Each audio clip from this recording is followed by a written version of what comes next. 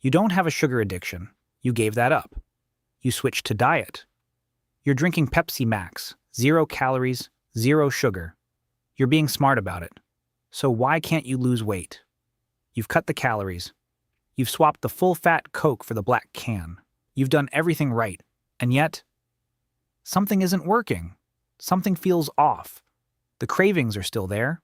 You still need it after lunch. You feel a little irritable if you don't have one. That's not a preference anymore. That's a dependency. And today, we're going to talk about exactly what Pepsi Max and every diet drink like it is actually doing to your brain, your hunger, and your body. My name is Alex Brain, and I'm about to ruin your favorite drink for you. You're welcome. Let me paint a picture you might recognize. It's 1 p.m. You've had a decent morning. You ate a reasonable lunch, nothing crazy, and now you want something. Not food exactly, just a hit of something. So you crack open a Pepsi Max, 0 calories, 0 sugar.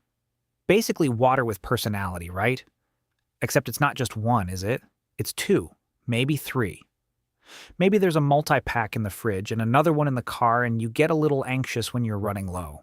And the thing is, you know it's not great. But you tell yourself, it's 0 calories. It can't be that bad. That right there is the trap. Because the diet drink industry has pulled off one of the most brilliant marketing maneuvers in modern history. They took something addictive, stripped out the sugar, replaced it with something arguably more problematic, and then put the word diet on the front. And we bought it. Literally. In the UK alone, diet and 0 sugar drinks make up nearly half of all soft drink sales. Half. We are absolutely swimming in the stuff. And obesity rates have done nothing but climb. Funny that. Right. Let's talk about what's actually happening inside your head when you drink one of these things. Because this is where it gets genuinely fascinating and a little bit disturbing. Pepsi Max contains aspartame, or acesulfame K, or sucralose, depending on the formula. These are artificial sweeteners. They are hundreds of times sweeter than sugar, and they hit your tongue just like sugar would. So your brain goes, oh, brilliant, sugar incoming. Fire up the dopamine. Get the insulin ready. Something delicious is happening. But then, nothing arrives. No actual sugar. No calories. Your brain got the signal, started preparing the response, and then got stood up. Now here's where it gets interesting. Some research suggests your brain doesn't just forget about this. It actually gets confused. Over time, the reward signal gets decoupled from the calorie delivery. Your brain stops fully trusting sweetness as a sign that real food is coming. The result? Your cravings don't go away. They get louder. Your body is still waiting for the calories it thought were coming. So an hour later, you're hungry. You want something sweet. Or something substantial. Or both. There's also the insulin angle. Some studies, and look, the science is still debated on this, suggest that the sweet taste alone can trigger a small insulin response even without actual sugar. Insulin is your fat storage hormone. Even a modest, unnecessary spike makes fat loss harder. And then there's gut health. Your gut microbiome, the trillions of bacteria that affect everything from digestion to mood to metabolism, does not love artificial sweeteners. Several studies have linked high artificial sweetener consumption to disrupted gut bacteria, which in turn is linked to glucose intolerance and weight gain. 0 calories. Non-zero consequences. You didn't break your diet. Your diet drink broke your diet. Now let's talk about why you haven't quit already, because you've probably thought about it. You've probably said, I should really cut back on these approximately 47 times. And yet, here we are. It's not weakness. I want to be clear about that. What you're experiencing is a chemically reinforced habit loop, and those are genuinely hard to break. Here's how it works. Caffeine, which Pepsi Max contains in reasonable amounts, is a psychoactive stimulant. It blocks adenosine receptors in your brain. Adenosine is what makes you feel tired. Block it, and you feel alert, focused, good. But your brain adapts. it starts producing more adenosine receptors to compensate. So now you need the caffeine just to feel normal. Without it, headaches, fatigue, irritability, brain fog, classic withdrawal symptoms. That afternoon isn't a treat, it's maintenance. And the sweetness adds another layer. Sweet taste activates dopamine, the feel-good, reward-seeking chemical. It's the same system that makes gambling exciting, the same system that makes social media hard to put down. You get a hit of good feeling and your brain logs, do that again. So you've got caffeine dependency running in the background, a dopamine reward loop reinforcing the habit, and a brain that's confused about hunger because the sweet signal keeps arriving without the actual food. And meanwhile, you're wondering why you can't stop snacking at 4 p.m., why you always want something after dinner, why your appetite feels impossible to manage. It's not your willpower, it's your chemistry, and your chemistry has been quietly hijacked. So here's the comparison nobody wants to have. Regular Pepsi, 41 grams of sugar per can, real calories. A clear, obvious problem. You know it's bad. You feel it. Your body registers the sugar hit and eventually, not quickly but eventually, signals that it's had enough. Pepsi Max. 0 sugar, 0 calories. Artificially sweetened. Caffeinated. Specifically engineered to taste rewarding while delivering nothing nutritionally. And in some ways, some very specific ways. The Max is more problematic.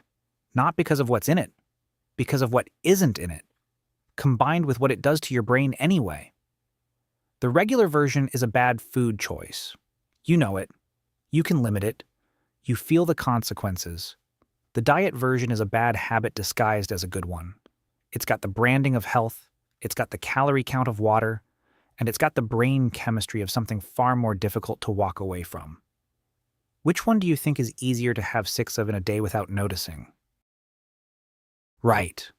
I'm not going to tell you to just stop cold turkey and drink only water for the rest of your life. That's not realistic, and honestly, it's a bit boring. But here's what actually works. Step 1. Acknowledge it's a habit, not a preference. There's a difference between enjoying something and needing it. If the idea of not having your Pepsi Max today makes you feel slightly anxious, that's information. That's your brain telling you it's built a dependency. No judgment. Just notice it. Step 2. Don't go cold turkey, go gradual. Cutting caffeine suddenly causes withdrawal that makes you feel awful and usually ends in relapse. Instead, reduce by 1 can every few days. Swap one of your Pepsi Maxes for sparkling water with a slice of lemon. Your brain still gets the fizz, the cold, the ritual. You're just slowly unwinding the chemical part. Step 3. Deal with what the drink is replacing. A lot of people reach for a diet drink not because they're thirsty, but because they're bored, stressed, procrastinating, or looking for an energy boost. If that's happening, the drink is a band-aid on something else. A short walk, 5 minutes outside, a glass of water, a protein-rich snack. These all deal with the actual problem instead of just temporarily patching it. Step 4. Watch what happens to your hunger. Most people who significantly reduce diet drinks report that their appetite becomes more manageable within 2 to 3 weeks. The constant background noise of craving quiets down. Food tastes better. They feel more in control. That's not a coincidence. That's your brain recalibrating. And that is when real progress on weight loss becomes much, much easier. Here's what I actually want you to take away from this. The food and drink industry is extraordinarily good at making things that are bad for you feel like they're good for you. Diet, zero, light, free from. These words are marketing. They are not nutrition. And the really clever part?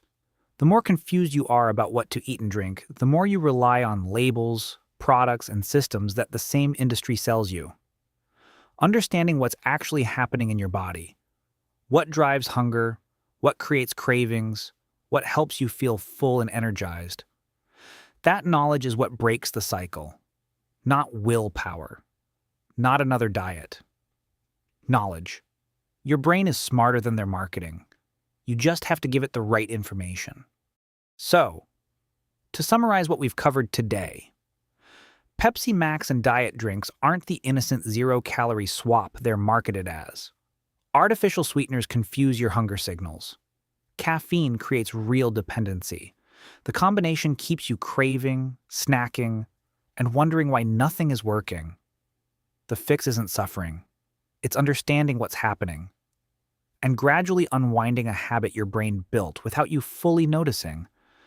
If this hit a little close to home, good. That means it was useful. Hit the like button, subscribe if you're new, and drop a comment below telling me how many Pepsi Maxes you're having a day. No judgment, purely scientific. I'm Alex Brain. Go drink some water. I'll see you in the next one.